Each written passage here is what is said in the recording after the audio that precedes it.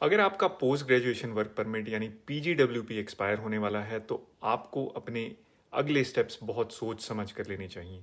आज हम डिस्कस करेंगे कि आपके पास कौन से ऑप्शंस हैं जो आपको कनाडा में लीगल स्टेटस मेंटेन करके रहने में हेल्प कर सकते हैं, चाहे आप परमानेंट रेजिडेंसी के लिए अप्लाई कर रहे हो या नए वर्क परमिट के लिए। So let's get started.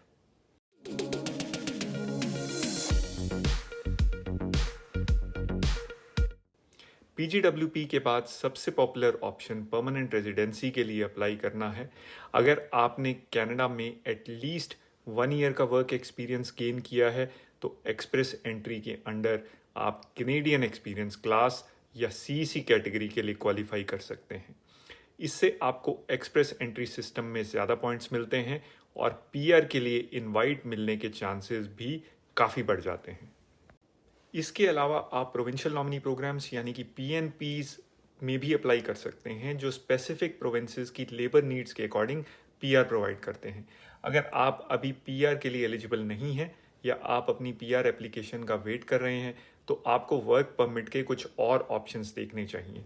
सबसे पहला ऑप्शन है एलएमआईए बेस्ड वर्क परमिट का।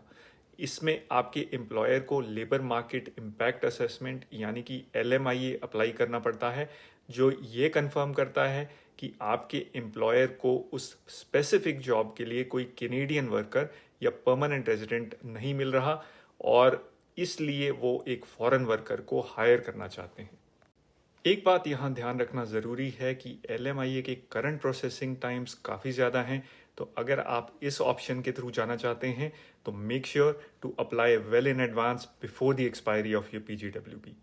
अगर आप अपना पीजीडब्ल्यूपी एक्सपायर होने के बाद भी अपनी क्वालिफिकेशंस को इम्प्रूव करना चाहते हैं तो आप फर्दर स्टडीज़ कर सकते हैं।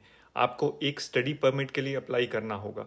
हाउएवर यहाँ पर ये मेंशन करना ज़रूरी है कि कनाडा में फर्दर स्टडी करने के बाद भी आप सेकंड पीजीडब्ल्यूपी नहीं ले सकते, लेकिन नए प्रोग्राम से आप अपने क्वालिफिकेशंस इम्प्रूव कर सकते हैं, जो आपके पीआर एप्लीकेशन में हेल्प करेगा। प्लस आपको कनाडा में और टाइम मिल जाएगा नेटवर्क बिल्ड करने और जॉब एक्सपीरियंस गेन करने के लिए। और जब आप स्टडी कर रहे हैं तो आप पार्ट टाइम काम भी कर सकते हैं, जो आपके फाइनेंशियल सपोर्ट के लिए काफ़ी हेल्पफुल होगा। अगर आपको ऑलरेडी पीआर का इनविटेशन मिल चुका है और उसके बेसिस पे आप अपनी पीआर की एप्लीकेशन सबमिट भी कर चुके हैं और डिसीजन का वेट कर रहे हैं, तो आपको ब्रिजिंग ओपन वर्क परमिट यानी BOWP मिल सकता है। इससे आप काम करते रह सकते हैं जब तक आपका पीआर डिसीजन नहीं आ जाता। अगर आप काम नहीं करना चाहते लेकिन कनाडा में और टाइम स्पेंड करना चाहते हैं तो आप विजिटर स्टेटस अप्लाई कर सकते हैं। इससे आप काम नहीं कर सकते लेकिन कनाडा में लीगल स्टे कंटिन्यू कर सकते हैं। आप अपने प्रोविंशियल कनेक्शंस के थ्रू प्रोविंशियल नॉमिनी प्रोग्राम्स यानी पीएनपीज के अंडर भी अप्लाई कर सकते हैं। हर प्रोविंस के अपने इमिग्रेशन प्रोग्राम्स होते हैं जो स्किल्ड वर्कर्स, ग्रेजुएट्स और एंटरप्रेन्योर्स को टारगेट करते हैं। अगर आप किसी स्पेसिफिक प्रोविंस में काम या स्टडी कर रहे हैं तो आप उनके पीएनपी स्ट्रीम के लिए अप्लाई कर सकते हैं।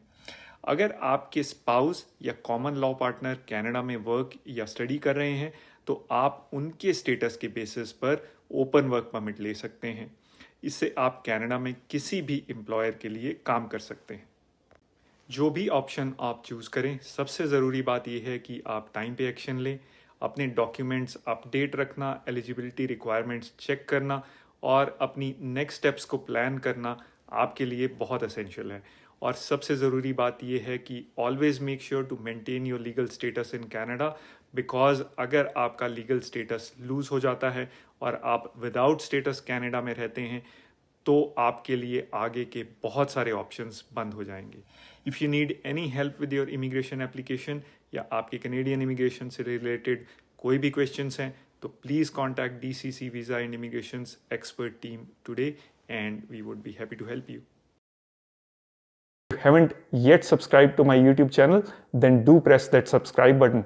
I post tons of useful videos, so also make sure to hit that like and share button to help me spread this message.